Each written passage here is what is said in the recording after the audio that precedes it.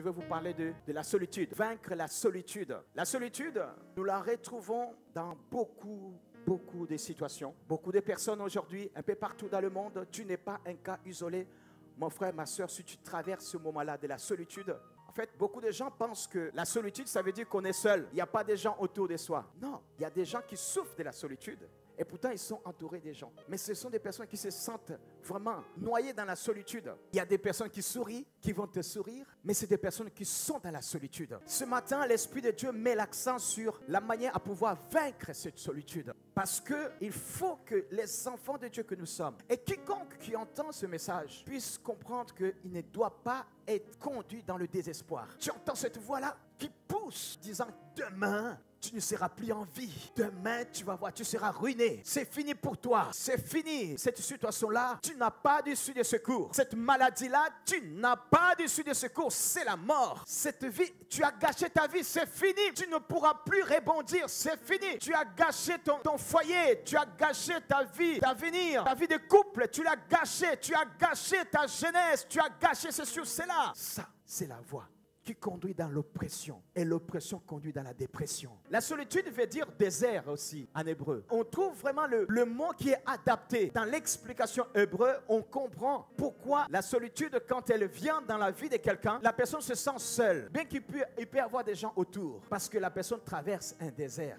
Les gens vont le sourire, mais on va lui dire, il y a l'espoir, mais la personne n'aura pas le courage de croire. Pourquoi? Parce que s'il y a cette voie-là qui parle, qui conduit la personne dans ces déserts-là. La solitude, quand elle arrive dans ta vie, tu vas penser en disant « Jamais je ne m'en sortirai. Il n'y a que ça qui restera. » Vous savez, il y a beaucoup de gens qui entendent la parole. Tu entends l'encouragement. On te dit « Allez, vas-y, va plus loin. » Mais tu entends « Ok, ça te fait du bien. » Mais quand tu sors, tu tourne dans le même travers. Mais tu ne dois pas t'endormir. Tu dois être reboosté. C'est pour cela que Dieu nous a permis à ce que nous puissions avoir la prière matinale. La prière matinale, c'est pour que nous soyons reboostés, que nous soyons touchés par l'ange chaque matin. Hey, alléluia! Les soldats du matin, soient touchés chaque matin. Et l'Esprit de Dieu, à ce moment-là, vient.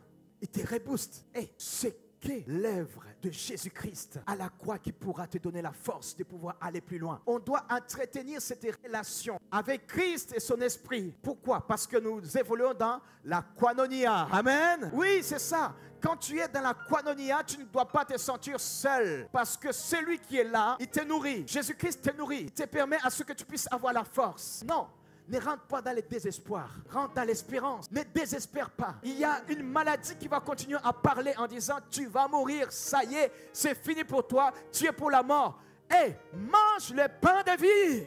Jésus-Christ est le pain de vie. On t'a dit c'est fini. Il ne te reste que quelques jours de vie. Mange le pain de vie. On t'a dit tu ne trouveras jamais de travail. Mange le pain de vie. C'est pour cela la Sainte Seine a une place importante au milieu des enfants de Dieu. Parce que à ce moment-là, nous mangeons le corps. Le chemin qui te conduit vers l'éternité est long. Et de toi-même, tu ne pourras pas y arriver. Tu as besoin d'aide. C'est pour cela que tu as besoin d'un autre discours. Et non pas un discours de désespoir. Si tu laisses que la solitude te parle, cette voix-là qui t'oppresse et te conduit dans la dépression, qui t'ont conduit dans les déserts, tu vas pouvoir désespérer. Et tu ne pourras plus avoir l'espérance. Si tu manges du pain de vie, malgré la saison où tu es, tu feras un avec ton Seigneur. Quand tu es un homme, une personne qui se donne pour servir Dieu, il n'y a rien qui va pouvoir t'oppresser. C'est toi qui seras maître de l'oppression. C'est la grâce qui te permettra de surmonter toute oppression. La dépression, tu vas la vaincre avec la grâce et non pas une culpabilité. Parce que la loi va te ramener dans la culpabilité. La loi va commencer à dire non, tu ne pries pas assez. Tu n'es pas une bonne intercesseur. C'est pour cela. Tu dis qu'est-ce qui se passe? Cette maladie m'est venue. J'ai péché. Oui, tu as péché. Tu te souviens, ton grand-père avait fait ça et ça. C'est pour cela que tu es malade de ça. Ça y est, il te reste qu'un seul mois. Tu vas mourir. Et là, tu commences à trembler. Toi, une personne de la grâce, tu commences à trembler. Tu dis, je n'aurai pas d'enfant. Je mourrai comme ça. Il va te parler. Hé, n'écoute pas cela. N'écoute pas cela. Si tu entends cela, la dépression va t'envahir. N'écoute pas cela. Ça, c'est la loi. Tu condamnes, tu culpabilises et tu ne peux pas t'en sortir. Tu as besoin de la grâce. Tu as besoin de la grâce pour t'en sortir. La grâce parle. Quand grâce te parle, il t'indique, il te donne les directives. On doit vaincre la solitude. Regarde les clés. Mais quand tu pries, entre dans ta chambre, ferme ta porte et prie ton Père qui est là dans le lieu secret. Et ton Père qui voit dans le secret te le rendra. Quand tu es désespéré, quand tu as une situation, tu ne sais pas comment t'en sortir, va dans le lieu secret, dans les déserts. Dans la nouvelle alliance, il n'y a pas la solitude. La solitude a été vaincue. Comme ici, tu te sens désespéré, va dans ta chambre. Là, tu rentres dans la chambre en étant comme un enfant. Non pas seulement un serviteur, mais tu es l'enfant et tu as un père. Amen. Tu n'es pas seul. C'est pour cela que j'aimerais bien te dire, jeune fille, jeune gens, ne te sens pas seul. Dans ta maison, tu n'es pas seul. Tu vois quand tu vas à l'école, tu n'es pas seul. Tu vas au lycée, tu vas à l'université. Les autres peuvent se moquer de toi. Tu n'es pas seul. Ton père est là. Et à un moment donné, tu peux rentrer au plus profond de toi-même, être en relation dans ton lieu secret avec ton Père. Il t'écoute, il t'entend et tu ne dois pas désespérer. Amen. Jésus t'accompagnera dans ce moment-là. La solitude, tu vas la vaincre en étant dans la présence de ton Dieu. Le matin, l'Esprit de Dieu te touche. Jette la couette. Commence en fanfare la semaine. Lundi, commence en fanfare. Il y a beaucoup de gens qui vont commencer vouloir commencer la semaine vers jeudi, vendredi.